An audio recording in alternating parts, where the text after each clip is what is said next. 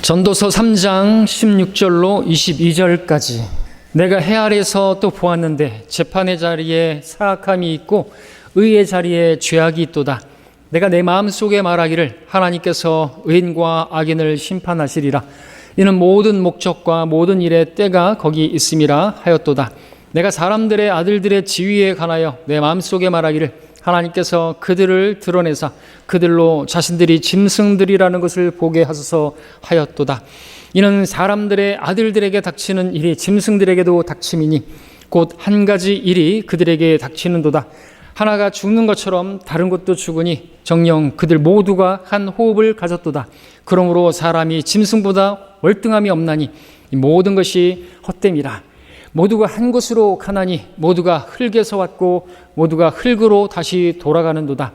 사람의 영은 위로 올라가고 짐승의 영은 땅 아래로 내려가는 것을 누가 알리요?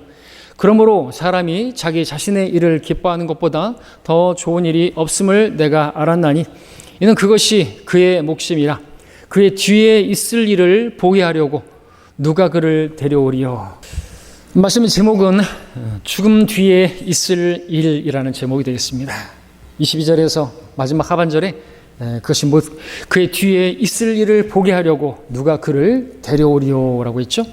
과연 사람이 죽으면 그 죽음 뒤에 무슨 일이 있을까요?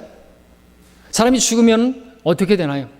무슨 일이 있을까요? 사람들은 참 궁금해하죠. 근데 그 죽음 뒤에 있을 일을 우리가 알기 위해서 누구를 데려와야 알 수가 있을까요? 죽은 사람이 다시 돌아올 수는 없잖아요. 누가복음 16장에 그 부자도 그 나사로가 가면 그 죽은 사람 가운데서 다시 가면 그가 말해주면 믿을 거라고 했지만 그럴 수는 없는 것입니다. 죽은 사람이 다시 돌아갈 수가 없는 것이죠. 오직 성경에만 나타나고 있습니다. 하나님께서 우리에게 계시해주고 계십니다. 죽음 뒤에 무슨 일이 있을 것인가. 자, 보면은 성경에서 지혜책이라고 불리는 전도서인데 솔로몬이 기록을 했죠. 그렇다고 해서 솔로몬이 그 자신의 지혜로 기록한 책은 아닙니다. 하나님께서 주신 말씀을 솔로몬이 기록한 책인데 그렇다고 해서 솔로몬이 그냥 기계적으로 그렇게 받아 쓴 책은 아닌 것입니다. 그래서 대언서도 아니고 대언도 아니고 그냥 대필한 것도 아니고 솔로몬이 자기가 직접 경험하고 또 그 모든 인생에서 관찰하고 묵상했던 것들을 바탕으로 해서 그렇게 이 전도서를 기록한 것이고 그것은 우리를 전도하기 위한 하나님의 백성들을 전도하기 위한 옳은 길로 이끌기 위한 그러한 목적으로 써진 책이죠. 자, 하나님께서 솔로몬에게 지혜를 주셨습니다. 명철을 주셨습니다. 분별력을 주셨습니다. 그와 같은 지혜와 명철을 가진 사람이 그 이후에도 그 전에도 이후에도 없을 거라고 그리고 없었다고 또 주님께서 말씀을 하셨습니다. 뿐만 아니라 솔로몬은 그 생애 동안에 부귀와 영화를 누렸고 쾌락과 향락까지도 누려봤는데 그 누구도 그보다 더한 그러한 것들을 누리지 못했던 사람이죠. 집이 얼마나 컸는지 헤아릴 수가 없습니다. 얼마나 오래 지었고 얼마나 많은 사람들이 동원됐는지 몰라요. 정원에 무릉덩이라고 했는데 큰 연못을 지었을 것이고 나무를 심고 노래하는 사람들, 악기를 연주하는 사람들도 많이 뒀고 심지어 아내들도 1000명이나 돼요. 많은 종들을 두었습니다. 그야말로 겉보기에는 정말 솔로몬은 성공한 사람이라 그렇게 말할 수 있겠죠. 하지만 솔로몬은 정작 뭐라고 고백하는 것입니까? 그의 마음은 풍요 속의 빈곤이라고 공허함으로 가득했던 것이죠. 그래서 전도서의 첫 시작은 1장 2절은 헛되고 헛되며 헛되고 헛되니 모든 것이 헛되도다. 사람이 해 아래서 하는 그의 모든 수고에서 무슨 유익을 갖겠느냐? 자기가 했던 그 모든 수고가 참으로 헛되다는 것을 5번씩이나 반복하고 있습니다. 헛되다는 것이죠. 헛되다는 것입니다. 인생은 짧은데 100년도 채 못 사는데 70이고 강건하면 80인데 그 세월을 사는 동안에 자기가 이룬 것들을 결국에는 놓고 다 가야 되는데 여러분들 옛날에 해변가에서 모래성을 쌓으면 어떻게 됩니까? 엄마가 부르면 가야죠. 그리고 파도가 치면 다 무너지고 사라지고 없는 것입니다. 모래성 쌓기와 같은 거예요. 이 땅에서의 우리의 삶들이 그 정도 그만큼 헛되다는 것이죠. 우리의 생명은 안개와 같이 잠깐 독에다가 사라지는 것인데 과연 무엇을 위해서 살아야 하는 것인가 하죠. 많은 신학자들이 전도서가 다루는 것이 인생 무상, 허무주의를 다룬다 그렇게 말을 하지만 사실 전도서는 그 주제가 기록 목적이 다른 데 있는 것입니다. 오히려 하나님 안에서 누리는 참된 만족을 보여주고 있죠. 오히려 하나님 없는 인생이 얼마나 헛된 것인지 보여주기 위해서 오히려 세상의 헛됨을 보여주는 것입니다. 그래서 하나님을 찾도록 하나님과 동행하는 삶이 얼마나 참된 만족을 주는 것인가를 그렇게 반증하는 그러한 책인 것이죠. 자, 오늘 우리는 우리 인생에서, 그리고 인생을 살다가 결국 다 죽는데 죽음 뒤에 어떤 일이 있는 것인가 진지하게 우리가 생각해보는, 우리는 성경이 있기 때문에, 하나님의 말씀이 있기 때문에 하나님 말씀을 들으면 우리는 죽음 뒤에 무슨 일이 있을지 누가 와서 이야기 안 해준다 할지라도 우리는 알 수 있게 되는 것입니다.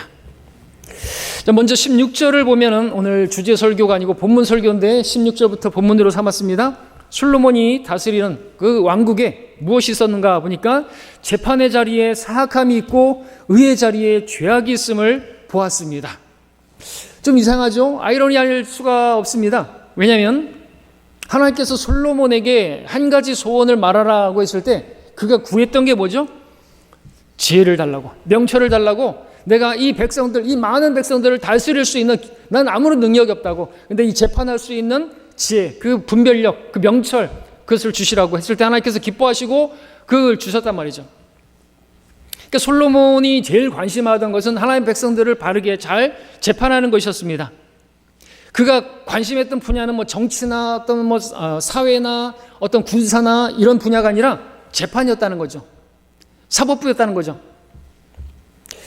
자, 그렇게 하나님께서 주신 지혜로 잘 재판했습니다. 솔로몬의 지혜, 불신자들도 알고 있죠. 솔로몬의 지혜, 대표적인 게 뭐예요? 그 살아있는 아기를 둘로 자르라. 엄청난 하나님의 지혜 아닙니까? 자, 그런데 그가 다스리는 그 왕국에, 그 법정에, 재판하는 자리에, 의의 자리에 죄악이 있고 사악함이 있었다라고 하는 것이죠. 어떻게 이런 일이 있을 수 있을 것인가 이것입니다. 사법부가 무너진 것입니다.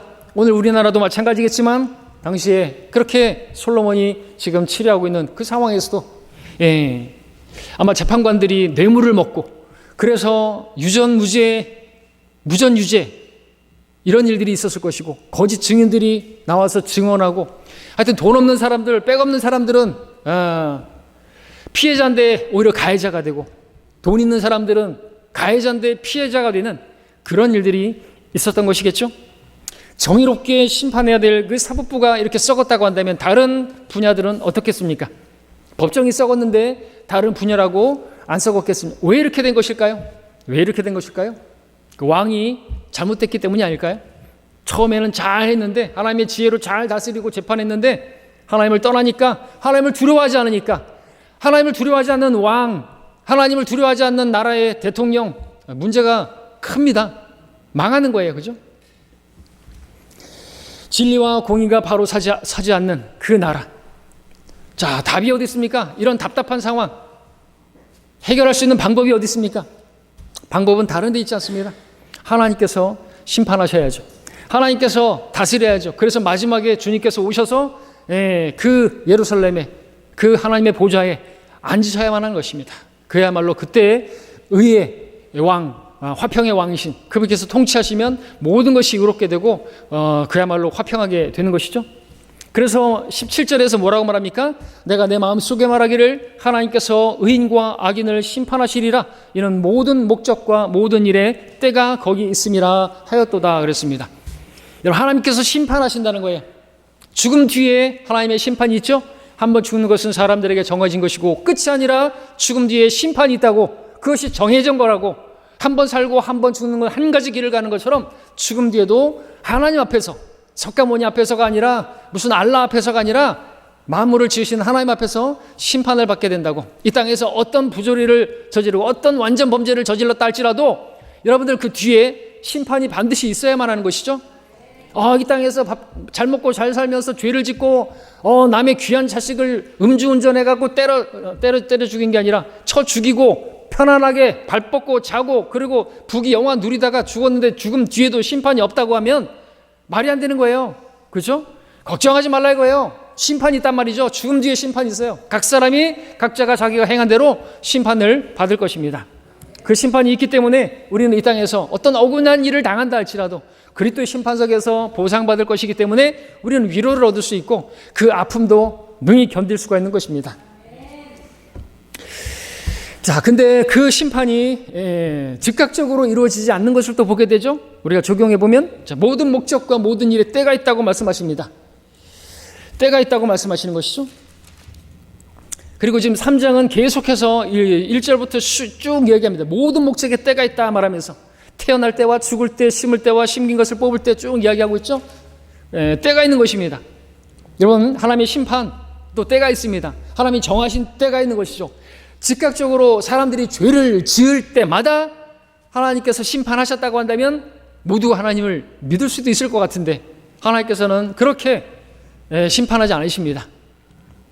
어떤 사람이 죄를 지을 때마다 그 사람을 하나님께서 치셨다고 한다면 지금 이 세상에는 아무도 한 사람도 남아있지 않을 것이고 벌써 진즉에 이 세상은 멸망했을 것입니다. 왜냐하면 이는 모든 사람이 죄인이기 때문에 죄를 지을 수밖에 없기 때문에 그럼 모든 사람들이 그 죄를 지을 때마다 다쳤으면 남아있을 사람 하나도 없다는 것이죠.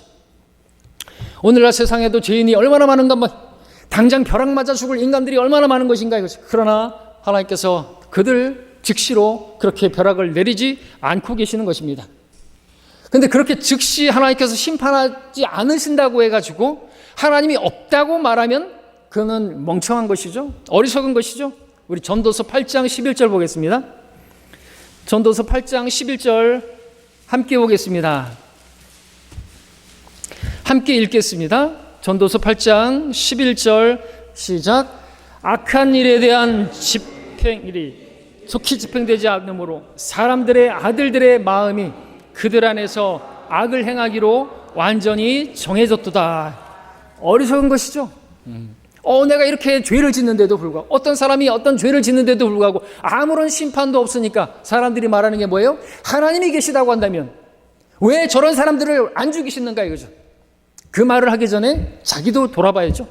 하나님께서 자기가 죄를 지은 그 죄를 지었을 때 하나님께서 즉시 집행했다고 한다면 그 악한 일에 대해서 징벌하셨다고 한다면 그 자신도 살아남아 있을 수가 없다는 것입니다. 근데 그렇게 즉각적으로 심판하지 않으신다고 해가지고 하나님이 없다고 말하는 것은 그것은 어리석은 것이라 이거죠. 여러분들도 마찬가지입니다. 내가 죄를 지었는데 하나님께서 심판하지 않는다, 징계하지 않으신다고 하나님이 없다고 내 마음에 말하기를 하나님이 없다고 그렇게 말하는 사람들이 누구예요? 그리고 죄악으로 달려가고 그렇게 하는 사람들이죠. 하나님을 머릿속에서 아니 마음속에서 지워버리는 거. 머리로는 알아요, 하나님이 계시다는 거를. 자, 하나님의 심판은 하나님이 정하신 때에 있는 것입니다. 진짜 심판은 죽음 뒤에 한번 죽는 것은 사람들에게 정해진 것이고 그 뒤에는 심판이 정해져 있는데 이게 히브리서 9장 27절인데 사람들은 쉽게 말하죠. 야, 죽으면 끝이지 뭐가 있어. 우리가 전도자들에게 말하죠. 복음 전도자들에게 말하죠. 야, 죽으면 끝이지 뭐가 있어. 어제도 영광에서 어떤 아주머니가 지나가다가 그냥 지나가시지. 가서 정신병원에 가서 약이나 먹으라고. 이 아주머니가 저 무안에서 만났던 여자 아닌가 싶어가지고 제가 설교하다 말고 그러면 안 되는데 또 아줌마 일로 건너와 보라고 와서 얘기하자고 안 와요. 절대로 안 넘어오는 거예요. 마스크 딱 쓰고 있고 막 뭐라고 했었는데 안 들리니까 와서 얘기하라고. 절대로 안 오죠. 무서워가지고. 그래서 저는 그런 얘기했습니다. 어제도. 오늘 설교도 이렇게 준비를 했기 때문에 모든 사람은 죽습니다. 어디 갈 것 같습니까? 죽음이 끝이라고 생각하세요? 죽음이 끝이라고 생각하세요? 죽음이 끝이라고 말하지 마세요. 그 거짓말 때문에, 어른들의 그 거짓말들 때문에 젊은 애들이, 학생들이 성적을 비관해서 자살하고 좀 사는 게 힘들다고 극단적인 선택을 하고 그렇게 되는 거 아니냐고. 거짓말하지 마시라고. 뭔 죽음이 끝이라고. 내가 죽어봤더니 끝이라고. 그렇게 말하는 사람 아무도 없는데 당신들 거짓말하지 마시라고. 그게 엄청난 거짓말이 그 죄라고. 성경이 뭐라고 말합니까? 죽음 뒤에 끝이 아니라 죽음 뒤에 심판이 있다고. 당장에 막 심판하고 그러시는 게 아니라고. 그 아줌마가 그렇게 저를 막 욕을 하고 그러지만 하나님께서 정말 벼락을 내리셔가지고 그랬으면 참 좋겠지만 어제는 충량로에서 설교하는데 막 박해하던 사람이 갑자기 제 앞에서 그냥 꼬꾸라져 버리죠. 그 노점상 그분 그냥 떨어져 버렸어요. 제가 설교하다 말고 119 눌러가지고 친구하고 그랬는데 그분 이제 구원받았죠. 나중에 그렇게 박해했던 분인데 회오리 감자 파는 아저씨였는데 그냥 죽어버리는 거예요. 또 우리 어떤 자매님 막 박해하던 그 꼬맹이 만평장례시장에서 향불 폈죠. 엄청나게 박해를 해갖고 조그만 것이 어려서부터 악해요. 그리고 막 저한테 전화해가지고 전도지 전화 보더니 목사님이세요? 예, 여기 아줌마들이 별 지랄을 다 하고 있어요 지금. 이 초등생들이 어려서부터 악해져. 이게 죄인이 아닙니까? 예. 지 엄마, 야, 네 엄마 있니? 야, 네 엄마한테 지금 네 지랄이 뭐냐? 패들이 파네? 싸가지 없는 것들. 이러면 안 되는데, 그런 인간들이 그 어려서부터 악한 것이 노아의 날들부터 있었고, 사람들이 그렇다는 것이죠. 자, 모든 목적과 모든 일에 때가 있다. 그래서 우리는 하나님의 의로우신 그 심판의 날을 우리가 알기 때문에, 근데 그들이 또 심판받지 않기를 바라서 우리는 그들을 불쌍히 여기는 마음으로 우리들도 그랬으니까, 그래서 우리가 복음을 증거하는 것이고 하나님의 그 진노에서 피하도록 우리가 복음을 증거하는 것이죠. 지금 당장은 그 불신자들이, 악인들이 승승장구하는 것 같고 목소리를 높인다 할지라도 때가 되면 누가 진정한 승자인가는 우린 이긴 싸움을 쌓는 사람들이야. 주님께서 세상을 이겼노라. 우리는 그분과 연합된 사람으로서 이 땅에 승리하는 사람들이에요. 우리가 지금 월세를 살고 저보다 돈이 없는 사람이 없죠. 제가 제일 가난하죠. 그래도 저는 부족한 게 없습니다. 심판날에 하나님께서 보상해 주실 것을 그것만 바라는 겁니다. 심판날에 하나님께서는 악인들을 풀어버리시면 그들은 타작마당에 북죽정이 같이 날아가서 한데 모아져서 불태워질 것이라고 성경은 말씀하고 계십니다. 지금 의인들이 박해를 받고 억울한 일을 당한다 할지라도 의로운 재판관이신 그 주님 앞에 서게 될 때 주님을 위해서 수고한 모든 성도들은 그에 따른 상고와 유업을 받게 되는 것이죠. 그때가 그때가 언제입니까? 마지막 때. 이 마지막 때는 둘로 나눌 수 있죠. 우리 각 사람의 개인 마지막, 인생의 마지막이 있을 수 있고, 또 마지막 날들에 주님께서 재림하시는, 공중 재림하실 때 그때가 있습니다. 근데 우리는 그때가 언제인지 모릅니다. 우리 개인의 종말도 모릅니다. 사람이 생명은 안개와 같다고 말씀하셨습니다. 내일 일을 자랑하지 말라고 하셨습니다. 내일 무슨 일이 일어날지 알지 못한다고 말씀하고 계십니다. 그래서 우리는 하루하루 우리 하나님의 그 의로우신 그 심판을 바라보고 그분의 그 원하시는 의를 행하며 살아가는 것입니다. 자, 주님께서 오시기로 약속하셨는데 반드시 오시는데 우리는 그때는 알지 못합니다. 지금 오실 수도 있고요. 내일 오실 수도 있고요. 이제 오순절이 다가오는데 올해 오실 수도 있고요. 아니면 더 있다 오실 수도 있겠죠. 아무도 예측을 못합니다. 그러나 그날이 오기 전에 우리는 그분 앞에 섰을 때 부끄럽지 않은 모습으로 발견되도록 오늘을 살아야 하는 것이죠. 자, 오늘 본문은 그 가운데서 이 세상의 종말이, 이 세상의 마지막을 얘기하는 것이 아니라 개인의 종말, 개인의 마지막에 대해서 말씀해 주고 계십니다. 누구나 한번 태어나면 한번 죽는데 죽음이 뒤에 끝이 아니라 죽음 뒤에 하나님 앞에 심판을 받는 날이 있는데, 그렇기 때문에 우리는 우리의 인생의 방향이 달라진 것이죠. 저도 포크레인 일하면서 땅이나 파면서 맨날 땅이나 파면서 결국엔 땅속에 묻히겠구나. 지금은 이제 땅속에도 묻히기가 어렵고 화장해서 다 태워버리는데, 옛날에는 그 뼈에 넋이 그래가지고 거기에다가 절하고 그랬는데 지금 뼈 다 태워버렸어요. 속았죠?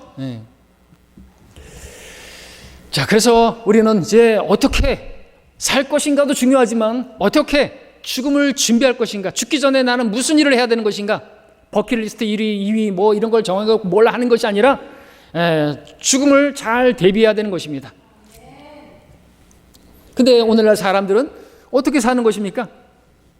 하나님 보실 때, 또 솔로몬이 봤을 때 인생 말년에 보니까 사람들이 어떤 모습인 것인가. 근데 그들은 자신이 어떤 사람들인지 몰라요. 18절 보시면 그 다음 절, 내가 사람들의 아들들의 지위에 관하여 내 마음속에 말하기를 하나님께서 그들을 드러내사 그들로 자신들이 짐승들이라는 것을 보게 하소서 하였도다. 누구의 모습을 보여주는 것입니까? 사람들의 아들들의 모습이라고 말하고 있습니다. 타락한 아담의 본성을 물려받아서 죄 가운데 살아가는, 죄인으로 살아가는 그 사람들의 모습이 뭐와 같다고요?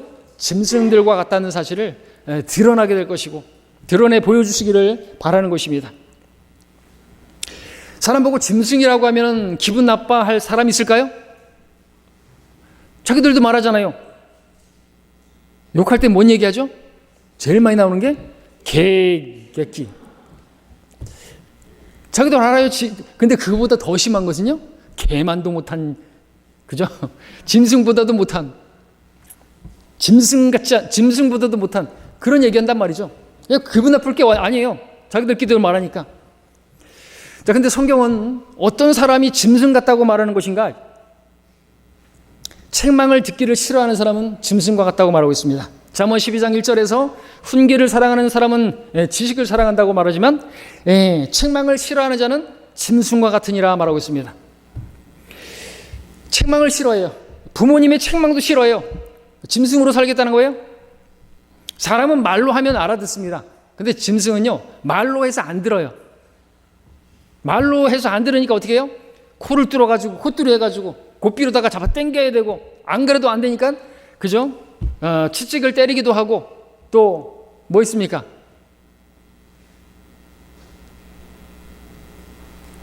하여튼 그런 것들 있지 않습니까? 갑자기 생각 안 나는데 바울에게 뭐라고 했습니까?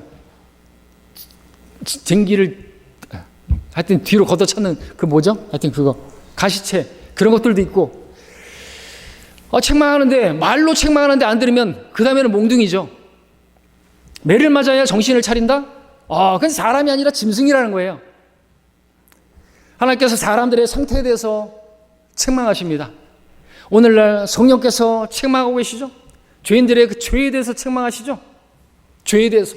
하나님의 의, 예수 그리스도께서 오셨는데, 그 의가 주어졌는데 그 의를 받아들이지 않는 자들에 대해서 책망하시죠? 그리고 심판에 대해서 책망하시죠? 이 세상의 통치자가, 그 마귀가 정죄받고 심판받았는데 마귀에게서 돌이켜 하나님께로 돌아오지 않는 그 자들, 결국 마귀와 함께 영원한 불못에 들어가게 될 거라고 그렇게 책망하시는데, 이렇게 성령께서 죄에 대하여, 의에 대하여, 심판에 대하여 세상을 책망하신다고 말씀하시는데, 그러한 책망의 말씀을 듣고도 돌이키지 않는 것이 짐승과 같은 것입니다. 기질이 짐승과 같다는 의미도 포함되어 있지만 다른 의미가 있는 것이죠.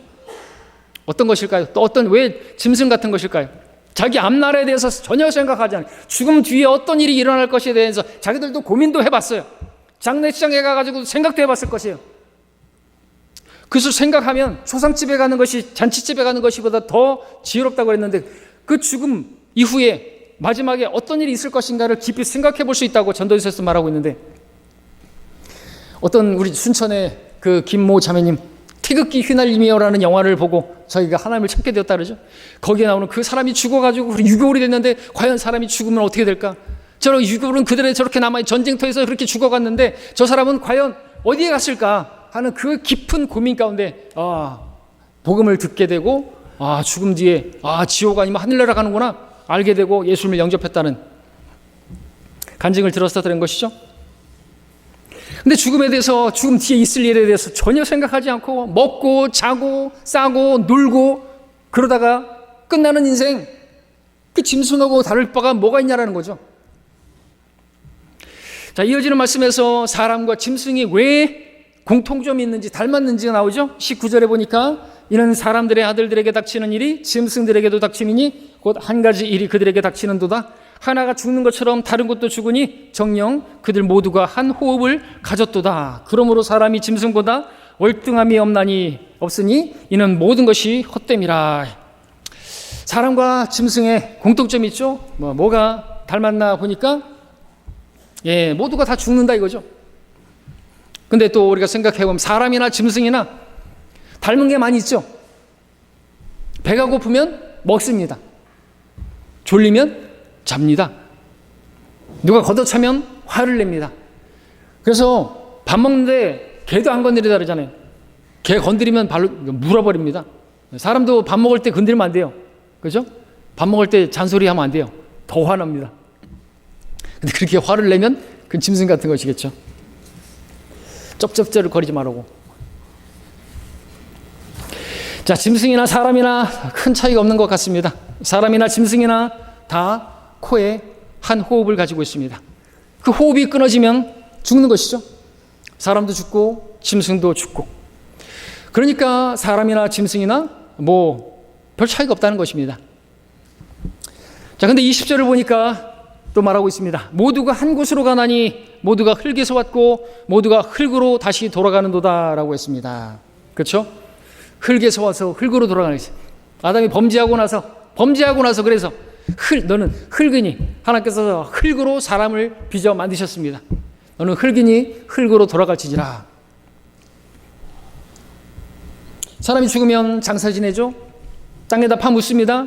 저는 땅 파는 일을 했기 때문에 또 공투 가지고 생장도 해봤고 이장도 해봤습니다. 이장하면요, 오래된 그런 그 무덤은요 아무것도 없어요.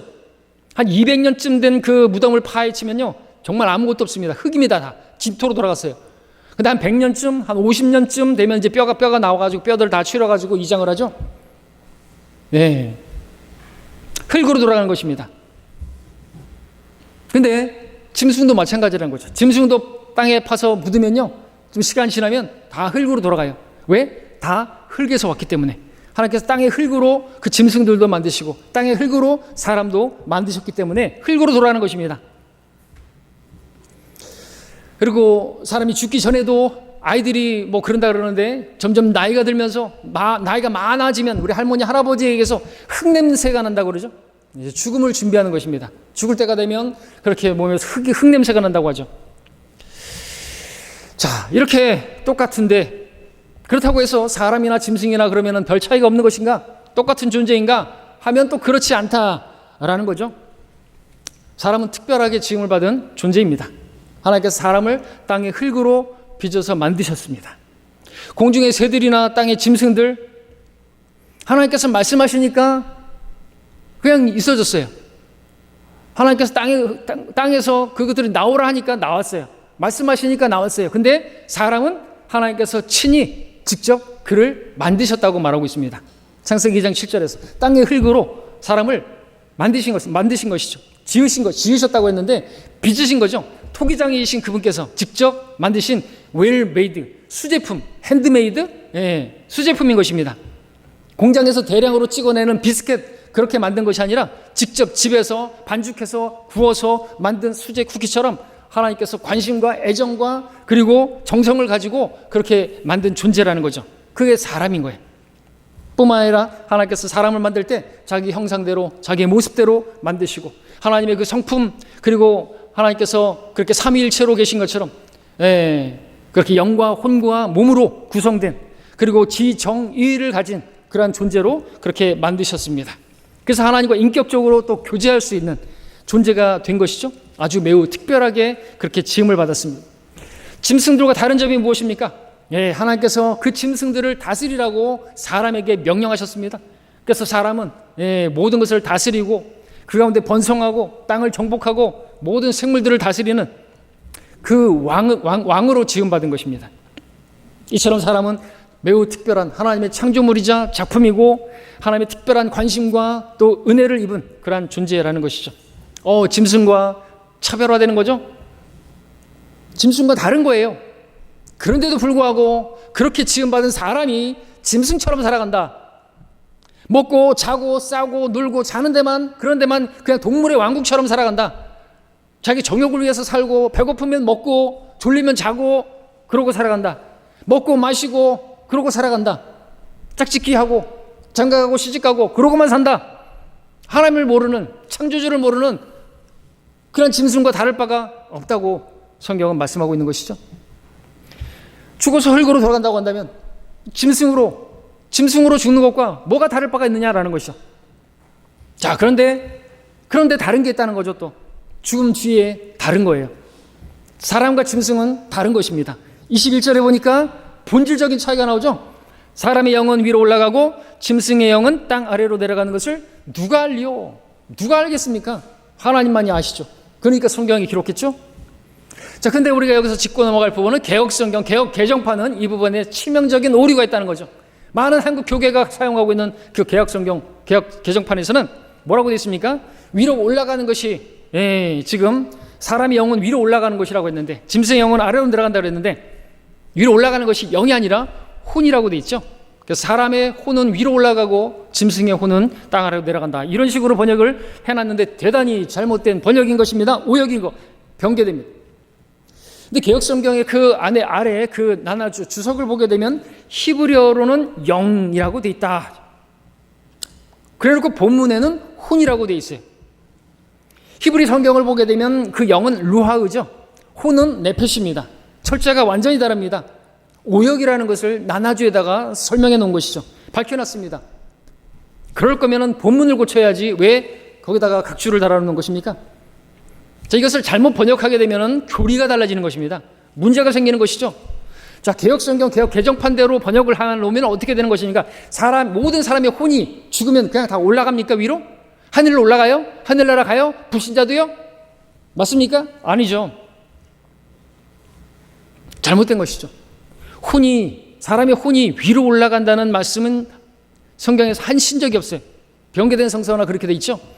바른 성경은 영이 올라간다고. 왜? 그 영은 하나님께서 주셨기 때문에, 하나님께서 불어넣으셔서 주셨기 때문에 다시 취해 가시는 것이죠. 그리고 신약시대에 구원받은 성도들은 죽은 다음에 즉시로 올라가죠. 위로. 셋째 하늘로 올라갑니다. 낙원으로 올라갑니다. 근데 이 전도서가 기록되고 있는 시기는 구약이죠. 구약 때는요, 하나님을 믿은 구원받은 하나님의 백성이라 할지라도 위로 올라가지 않고 그 혼이 아래로 내려가는 거예요. 지하에 있는 그 낙원으로 내려가요. 그렇기 때문에 개혁성경 개혁 개정판처럼 그 혼이 위로 올라간다고 하면 그거는 시기적으로도 구약시대에 기록된 성경이기 때문에 맞지도 않는다는 말이죠. 그래서 혼이라고 해서도 절대로 안 되는 것입니다. 영이라고 해야 바른 번역이죠. 사람의 영은 위로 올라가고 짐승의 영은 아래로 내려간다. 왜? 하나님께서 그 사람의 영을 하나님께서 생명의 호흡을 불어넣으셔서 짐승에게 그렇게 하나님께서 호흡을 불어넣으셨다고 기록한 적이 없어요. 우리 12장 포기했습니다. 12장 전도서 12장 7절 보시면 함께 읽겠습니다. 12장 7절에 시작. 그때의 흙은 예전에 있던 대로 땅으로 돌아가고 영은 그것을 주셨던 하나님께로 돌아가리라. 돌아가셨습니다. 어디로 돌아갔을까요? 삼각지를 돌아갔을까요? 모퉁이를 돌아갔을까요? 네, 흙으로 돌아간 거예요. 사람이 죽으면 그 몸은 흙으로 돌아가는 거죠. 숨을 거두셨습니다. 주어가 빠졌어요. 하나님께서 그 숨을 거두신 거예요. 호흡을 걷어가시면, 코에 호흡을 걷어가시면 사람은 죽는 거예요. 하나님께서 그 호흡을 관장하고 계시는 분인 것이죠. 여러분에게도 그 호흡을 뺏어가시면 우리는 죽는 거예요. 영입니다, 영. 하나님께서 그 영을 가져가시는 거예요. 위로 올라가는 것입니다. 흙은 뭡니까? 몸이죠. 그 흙으로 사람의 몸을 만들었습니다. 따라서 죽음은 끝이 아니라는 거예요. 짐승들은 죽으면 끝나요, 그것으로. 무슨 저기 어디 영사포에 뭐가 있어요? 개들 장례식장인가? 이름이 뭐라고요? 별다만? 뭔 뜻이래요? 별이 되어 다시 만나리. 똥 싸네, 전라도 말로. 뭘 다시 만나요? 만나기는 그런 거 없어요. 그들에게 개나 고양이나 짐승들에게는 그런 게 없다니까요. 그냥 땅으로 그냥 끝나버리는 거예요. 그냥 그들은 더 이상 부활도 없고 그들에게 구원의 그런 것도 없어요. 뭘 다시 만나요. 오늘 개 키우고 고양이 키우고 정신 차려야 되는 거예요. 자기 부모님한테 그 개에게 하는 거 부모님한테 반만이라도 하면 효자 소리 듣는다고. 그건 진짜 그 어머니가 했던 말이죠. 그 자식한테. 너 개새끼한테 하는 거 나 반만큼만 해라. 그러면 진짜 너 효녀다. 자, 죽음 뒤에 끝이 아니라 다른 세계가 기다리고 있는 것입니다. 사람이 죽으면 이제 이생에서 이제 영생으로 들어가는 시작이 불과한 거예요. 사람이 죽은 다음에 이제 영원으로 들어가는데 어떤 사람들은 영원한 생명으로, 어떤 사람들은 영원한 형벌로 들어간다고 성경은 말씀하고 있어요. 끝이라고 말하지 마라 이거죠. 그거 무서운 거짓말이에요. 죽으면 끝이라고 하면 저도 빨리 죽어버리죠. 그냥 살기 싫은데. 무슨 소망이 있어요, 이 세상에? 무슨 낙이 있어요? 점점점 이제 세상은 동성연화되고 동성연애도 합법화되고 소돔과 고모라와 같이 될 거라고 말하고 있는데 무슨 소망을 갖냐고, 이 세상에. 그죠? 주님 오신 소망이 있기 때문에 우리는 이 땅에서 사실 살아도 사는 것이 아니고 빨리 우리는 바울처럼 우리도 사는 것이, 죽는 것이 내게 오히려 유익하고 그런 마음이 있는 것이죠. 자, 죽음 뒤에 다른 세계가 기다리고 있는 것입니다. 이것이 사람과 짐승의 큰 차이인 것이죠. 다른 세계가 있어요. 영생이 있단 말이죠. 우리는 그 영생을 위해서 이 생에서 어떻게 살 것인가 준비하는 삶을 살아야 하는 거죠. 자, 22절 하반절에서 그것을 알려주고 있습니다. 마지막에 그 뒤에 있을 일을 보게 하려고 누가 그를 데려오리요. 우리는 누구를 데려올 수도 없고 또 데려올 필요도 없습니다. 하나님께서 친히 오셔서 우리에게 말씀해 주셨기 때문에 어떤 일이 일어날지 사람은 알려줄 수 없습니다. 그래서 많은 종교들이 생겨난 것이죠. 죽음 뒤에 어떻게 될 것인가? 여러분들도 한 번쯤 심각하게 고민해 보지 않았습니까? 과연 사람이 죽으면 끝일까? 그건 아닌 것 같다 이거죠. 알잖아요. 그러니까 영원을 얘기하죠. 영원히 당신만을 사랑해, 영원히 기억하겠어, 세월호 영원히 잊지 않겠다고. 영원을 안다고요? 죽으면 끝이라면서? 죽으면 끝이라면서 왜 제사는 지내는 거예요? 그리고 왜 장례식장에서는 좋은 데 가셨을 거라고, 편히 쉬실 거라고 그런 쓸데없는 말을 하는 것인가요? 자, 어떤 일이 있을지 알려줄 사람은 없습니다. 오직 사람을 만드시고 생명을 주관하시는 하나님께서만이 그 해답을 알려주실 수가 있는 것이죠. 죽음 뒤에 무슨 일이 있을 것인가? 어떻게 되는 것인가? 그것을 이제 말씀을 드리고자 하는데, 근데 이 죽음 뒤에 있을 일에 대해서 어떤 자들이, 하나님이 아닌 어떤 자들이, 인간들이 만들어 놓은 그러한 이론들, 종교들에서는 뭐라고 말합니까? 첫째, 먼저는 어떤 사람들은 사람이 죽으면 흙으로 돌아가고 소멸돼 버린다라고 그렇게 이야기하는 사람들이 있습니다. 무신론자들, 사람을 짐승과 똑같은 존재로 만들어버린 것이죠. 차이가 없다고, 전도서 이 상반부와 같은 것, 그것으로 끝나버리는 거예요. 죽으면 흙으로 돌아가고 존재 자체가 없어진다고 믿고 있습니다. 근데 하나님 믿는다고 하는 여호와의 증인들, 안식교인들도 그렇게 믿고 있어요. 영혼 멸절설을 가르치고 있죠. 그럼 참 편하겠죠. 죽음 뒤에 하나님의 심판도 없고 지옥에서 영원한 고통도 없고 그러면은 우리는 편할 거예요. 우리도 복음 안 전해도 돼요. 지옥이 있으니까 복음 전하는 거죠. 그 지옥에서 우리를 구원하신 분이 계시다고 그 기쁜 소식, 복된 소식을 전하는 게 우리가 전하는 복음인 것입니다. 성경은 분명히 영원한 생명이 있겠고 또 영원한 형벌로 들어가는 자들이 있겠다고 말하고 있습니다. 영원하다는 것은 말 그대로 영원한 것입니다. 우리가 믿는 순간에 영원한 생명을 받았다고 한다면 그것은 영원한 생명을 받은 것이죠. 구원받았는데 무슨 또 죄를 지으면 구원이 끊어지고 그 생명이 끊어지고 처음부터 영원한 생명이라고 말하면 안 되는 거 아닙니까? 영생을 받은 거예요. 영원히 사는 사람은 영원히 또 형벌을 받는 사람도 있어요. 우리 가만히 생각해 봐야 되는 거예요. 정말로 그렇게 된다고 우리는 믿습니까? 우리 믿으니까 하나님을 섬기는 것이고 믿지 않는 사람들에게 이걸 믿어야 된다고 전하는 거 아닙니까? 영원한 심판이 있기 때문에, 형벌이 있기 때문에. 어쨌든 사람은 죽음으로 끝나는 거, 소멸되는 게 아니라 영원하다는 것이죠. 혼은 불멸입니다. 또 어떤 사람들은 뭐라고 말합니까? 죽고 나면 옛날의 모든 이 세상에서의 기억과 의식들이 다 지워진다고, 사라진다고 그렇게 이야기하는 사람들이 있습니다. 불교에서는 사람이 죽으면 저승으로 건너가는 삼도천 강을 건너게 되는데 그 과정에서 삼도천 강물을 마시게 되면 이전의 모든 이생의 기억들과 지식들이 다 백지처럼 사라진다고, 텅 빈 존재가 된다고 가르치죠.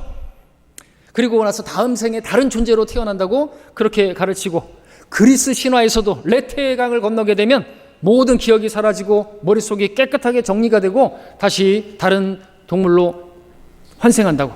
레테의 강변. 옛날에 이 레테의 연가라는 영화가 있었고 만화책도 있어요. 레테의 연가. 불교인들이 만든 것이죠. 자, 일부 이단들에서는 영혼 수면설을 또 가르치죠. 성경에는 믿는 성도들의 그 죽음에 대해서 잠잔다라고 표현한 부분이 있는데 그것을 가지고 영혼이 잠들어 있다고 가르치는 그런 이단들이 있는데 무지한 것입니다. 자는 것은 우리의 몸이 부활 때까지, 주님께서 오실 때까지 그 육체가 그렇게 잠든 것으로 그렇게 표현하는 것이죠. 혼은 잠자는 게 아닙니다. 영도 잠자지 않습니다. 몸만 잠자고 있고 주님께서 일어나라 하며 그 육체가 부활할 때 이 영과 또 몸이 만나게 되는 주님의 재림 때가 있는 것이죠. 결코 수면설 같은 것은 그것은 장난에 불과하고 성경은 뭐라고 말합니까? 사람이 죽음 뒤에 그 혼은 절대로 수면하는 게 아니라 영면하는 것도 아니고 그러니까 편히 쉬소서 잠드소서 그런 소리는 개소리입니다. 그러니까 개들이 그런 소리 하는 거죠. 성경에 말하고 있죠. 개 조심하라고. 개들을 주의하라고.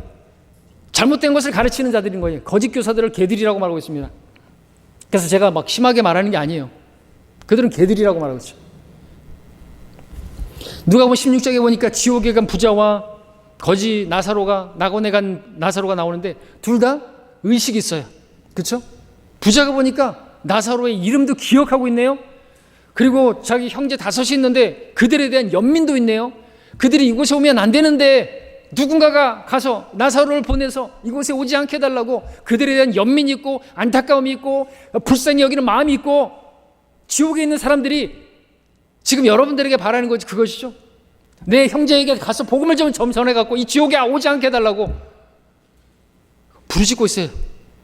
지옥에 있는 사람들은 관심 있는 게 다른 데 있잖아요. 무슨 월드컵에 관심 하나도 없어요. 지옥에 있는 사람들은. 무슨 쇼 프로그램에 관심 하나 없어요. 아이돌 그룹에 전혀 관심 없어요. 이 세상에 정치인이 대통령이 누가 되고 그런 것에 관심 없어요. 지옥에 있는 사람들의 유일한 관심사항은 내 가족이 우리 그리스도인들을 통해서 우리 그리스도인들이 그 사람에게 가서 복음을 전해서 그가 구원받는 것에 관심이 있을 뿐입니다. 저 하늘에 있는 천사들도 관심하는 게 그것밖에 없어요. 그래서 누군가가 한 사람이 구원받으면 하늘에 천사들의 면전에 기쁨이 있고 잔치가 벌어진다고 그러잖아요. 근데 이 땅에 있는 우리 그리스도인들은 무엇에 관심하며 살아가는 것인가 이거죠. 지하에서 저 하늘에서 온통 관심은 사람들이 한 혼이 구원받는 것인데 이 땅에 살아있는 이 그리스도인들이 도대체 무슨 정신으로 살아가는 거냐 이거죠. 죽음 뒤에 있을 일에 대해서 심각하게 고민하지 않는다고 한다면 우리도 짐승같이 살아가게 되는 거예요. 짐승이나 다를 바가 없다는 거죠. 혼은 절대로 잠자지 않습니다. 그러므로 영혼 수면설 같은 것은 개나 줘버려야 되는 것이죠. 개들이나 믿으라고 하십시오. 감정도 있고 의식도 있고 감각도 있고 다 느끼는 것이에요. 죽으면 의식과 기억이 다 사라지는 게 절대로 아닌 것입니다. 그대로 가져갑니다. 또 죽은 다음에 어떤 동물이나 어떤 다른 사람으로 환생한다고 가르치는 또 그런 불교도 있었지만 힌두교, 티벳, 고승들도 있었고 있습니다. 전생을 바르게 살면 더 나은 생명으로 태어나고 못되게 살고 악하게 살면 그 업보가 그 카르마가 쌓여가지고 어떤 축생으로 사람들이 기르는 어떤 짐승 또는 어떤 그 곤충 벌레로 태어난다고 그렇게 가르치죠. 그러나 다 개소리고 성경은 하나님 앞에 심판을 받는다고 그 혼이 심판을 받는다고 말씀하고 있습니다. 다시 태어나서 다른 생을 사고 그런 기회 그런 거 없습니다. 자, 성경은 사람이 영과 혼과 몸으로 그렇게 지음받았다고 밝혀주고 있어요. 영은 하나님과 소통하는 부분입니다. 혼은 몸으로 들어오는 모든 그런 정보들을 종합해서 생각하고 느끼고 판단하고 결정하는 인격체입니다. 몸은 먹고 마시고 걷고 만지고 보는 신체적 기능을 수행합니다. 영과 혼과 몸이 하나로 합쳐진 그 존재를 사람이라고 말합니다. 이와 같은 사람을 우리 럭커 목사님은 축구공에 비유하기도 하죠. 거죽이 있고 그 안에 튜브가 있고 그 다음에 그 안에 공기가 있다. 바람 빠진 축구공은 아무 쓸데기 없는 것처럼 그처럼 영이 없는 영이 죽은 그 사람도 그 하나님과 교제가 안 되는 그런 사람이고 이것을 또 휴대폰에 또 적용해 볼 수도 있다고 생각합니다. 휴대폰 이것도 여러분들 생각해 보십시오. 겉으로 보이는 껍데기가 있죠. 그 껍데기는 액정이 있고 케이스가 있고 그리고 거기에 뭐 뒤에는 카메라가 있고 뭐 음량 버튼도 있고 그걸 고정시키는 본체가 있습니다. 자, 이것은 몸에 해당하다. 그 다음에 그 본체 안에 핸드폰의 모든 기능을 운영하는 그러한 내부 장치들이 있죠. 소프트웨어, 뭐 하드웨어 그런 것들을 한테에 맞춰서 혼이라고 말할 수 있죠. 그럼 영이 뭘까? 영은 뭘까요? 핸드폰에서? 네? 뭐요? 영은 핸드폰에서 안테나죠. 여러분들 지금은 안테나가 바깥으로 나오지 않아가지고 안테나가 없는 줄 알지만 내장되어 있습니다. 차에도 옛날에 다 안테나가 뽑아놨는데 지금 다 내장되어 있습니다. 안테나가 있어요, 안에. 그 안테나가 하는 역할은 뭡니까? 통신사 기축국을 연결시키는, 교신하는 역할을 하죠. 여러분 핸드폰 샀다고 해가지고 그 통화가 되는 게 아니죠. 통신사에 그 정하고 그렇게 해서 번호를 받고 기주기기 전파를 받을 수가 있어야 되는 거야. 그렇지 않으면 그 본체, 그 핸드폰 단말기는 그냥 뭐밖에 할 수가 없어요? 사진이나 찍고 날씨나 보고 시간이나 보고 게임이나 하고 그런 용도로 쓸 수밖에 없는 것이죠. 통화가 안 돼요. 문자도 할 수가 없어요. 교류가 안 됩니다. 소통이 안 돼요. 하나님을 믿지 않는 자들은 마치 미개통된 폰과 같은 것입니다. 팔, 다리, 눈, 코, 입 다 있어요. 몸에 있을 거 다 있습니다. 생각도 하고 감정도 있고 의지도 있습니다. 안 되는 게 뭐예요? 하나님과 교제가 안 돼요. 하나님과 통화가 안 되는 겁니다. 하나님의 자녀로 등록이 안 됐기 때문에 등록해야 되는데 생명책에 이름이 기록되지 않으니까 왜 그런 거예요? 죄 때문에. 죄가 하나님과 우리 사이를 나눴다고 말하고 있어요. 그래서 그 하나님과의 그 통화를 단절시켜버리는 게 죄라는 거예요. 영이 거듭나야, 그 영이 살아나야 끊어진 하나님과의 그 교제가 가능하게 되는 것이죠. 그렇게 등록돼야, 생명책에 이름이 기록되어야 그는 그 사람으로서 좀 하나님과 교제할 수 있고 그 기도할 수 있고 그 기도도 응답될 수 있고 할 수 있는 것입니다. 사람에게 중요한 것은 영과 혼과 몸 중에서 우리 혼이죠. 우리 혼이 바로 나입니다. 자아입니다. 이 혼이 난데 이 혼이 떠나면 그 사람은 죽었다라고 성경 말하고 있죠. 그녀의 혼이 떠나려 할 때 이는 그녀가 죽었음이라. 혼 나볼래? 혼 떠나볼래? 죽어볼래? 이 말과 똑같은 거라 그랬죠. 창세기 35장 18절에서 혼이 떠나는 건 죽는 거예요. 사람의 몸에서 혼이 떠나면 그건 죽는 것이라고 하죠. 그러면은 아까 봤던 전도서 12장 7절에서 그러면 흙은, 그 몸은 땅에 묻혀서 썩고 영은 그것을 주신 하나님께로 돌아가고, 그러면 혼은 어디로 가는 것인가? 혼은 그 사람의 본체입니다. 본질입니다. 보고 듣고 판단하고 결정하는 건 혼이 합니다. 성경을 읽었습니다. 복음의 말씀을 들었습니다. 전도자의 말을 들었습니다. 거리 설교를 들었습니다. 전도지를 읽었습니다. 그러면은 머릿속으로 떠오르는 게 있겠죠. 판단하겠죠. 아, 내가 죄인이구나. 나 하나님의 심판을, 죄를 졌으면 죄값을 치러야지. 형벌 벌 받아야지. 죄와 벌 다 알지 않습니까? 그러면 이제 결정을 해야죠. 계속해서 내가 죄 가운데 머물다가 지옥에 갈 것인지, 아니면 회개해서 돌이켜서 하나님을 믿고 예수 그리스도를 영접할 것인가? 혼이 선택해야 하는 거죠. 혼의 결과, 믿음의 결과, 혼이 구원을 받는 것입니다. 혼이 구원받는 거예요. 거듭나는 것은 영이고, 영은 하나님께 돌아가고 몸은 땅에 묻히지만 혼은 어디 가는가? 혼이 어디 가는가가 중요한 것입니다. 믿는 자의 혼은 하늘나라로 위로 올라가고, 믿지 않는 자의 혼은 저 땅 아래로 지옥에 갔다가 그리고 나중에 불못에 던져지게 되는 것입니다. 자, 우리의 생 70이고 강건하면 80인데 그 짧은 인생을 사는 동안 여러분의 혼은 무엇을 믿고 받아들였는지, 죽음 이후에 있을 이 영원한 세계에서 여러분 하나님과 함께 보낼 수 있는지, 아니면 하나님이 없는 영원한 형벌의 장소 지옥에서 보내게 될 것인지, 여러분 그 결정을 하셨습니까? 자, 우리의 생명은 무엇보다 가치가 있는 것이에요. 우리는 짐승같이 살아서는 안 되고 짐승처럼 지음받지도 않았습니다. 하나님께서 하나님의 형상으로 지으신 작품인데 또 그것을 잃어버렸어요. 그 죄 때문에 다시 찾으시기 위해서 십자가를 지셨습니다. 엄청난 대가를 지불하셨습니다. 그리고 우리를 사셨어요. 엄청난 소중한 생명입니다. 소중한 사람이에요.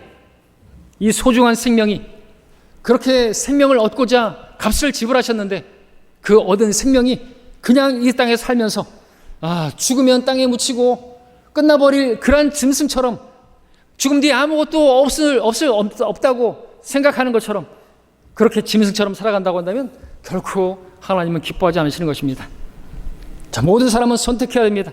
잠시 세상의 죄의 낙을 누리다가 죽어서 영원한 형벌, 저 지옥의 불못으로 던져질 것인지, 아니면 내가 내 죄를 자백하고 내 죄인인 것을 고백하고 예수 그리스도를 내 구주로 받아들일 것인가? 예수님이 내 모든 죄를 뒤집어 쓰시고 내가 받을 심판을 대신 받았다고 믿음으로 내가 그 죄에 대한 심판에서 제외될 것인가?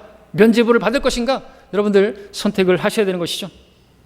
아직 예수님을 영접하지 않은 분이 있다고 한다면, 그런 분이 한 분이라도 계시면 안 되니까 다른 어떤 설교보다도 가끔씩 이 복음의 메시지가 전해져야 한다고 저는 믿고, 교회에게 또 복음을 전하는 이유는 혹시 여러분 가운데 머리로만 믿고 있는 분은 없는지, 마음에 믿어 의에 이르고 입으로 고백하여 구원에 이른다고 했고, 마음을 다하여 믿으면 구원에 이른다고 했는데, 혹시 여러분 가운데 그냥 머리로만 의지하고 그냥 동의하고 그렇게 예수 믿는다고 입으로만 고백한 분이 있다고 한다면 그 구원받은 게 아닌 것입니다. 자신을 돌아보십시오. 죽음은 끝이 아니기 때문에, 죽음은 이제 영혼으로 들어가는 시발점이기 때문에 여러분에게 이 말씀을 드리는 것입니다. 죽음 다음에는 기회가 없어요. 다시 한번 인생 2회차 3회차 그런 거 없어요. 연속극이 아니에요. 늦기 전에, 더 늦기 전에, 영원히 후회하기 전에 여러분 이 선택을 여러분의 혼이 했는 것인가, 여러분의 혼은 구원받은 것인가, 죽음 그리고 구원받았다고 한다면 여러분들 이제 어떻게 살아야 되겠습니까? 하나님께서 엄청난 대가를 십자가에서 내 모든 죄들을 담당하시고 죽으시고 부활하심으로 그것을 믿기만 해서 내가 구원받았는데 어떻게 사시겠느냐고죠. 막 사요? 그냥 여전히 막 살아요? 내 유익만, 내 육신을 위해서만 그냥 짐승처럼 똑같이 먹고 싶으면 먹고 자고 싶으면 자고 졸리면 졸고 그러고 삽니까? 짐승이나 다를 바가 없다 그죠. 하나님께서 그렇게 살라고 우리를 구원하신 게 아니고, 그렇게 살라고 우리를 창조하신 것도 아니라는 것입니다. 하나님의 작품으로 독특한 백성으로 살게 하시려고 우리를 구원하시고, 여러분이 구원받았고 그렇게 예수님을 영접했다고 한다면 여러분 감사하십시오. 감사하다고 한다면 그분을 찬양드려야 합니다. 물에 빠진 사람 건져줬으면 어떻게 해야 된다고요? 보따리 내놓으라가 아니라 감사합니다. 이게 우리가 찬양을 드리는 거예요. 입술의 열매라고 말하고 있습니다.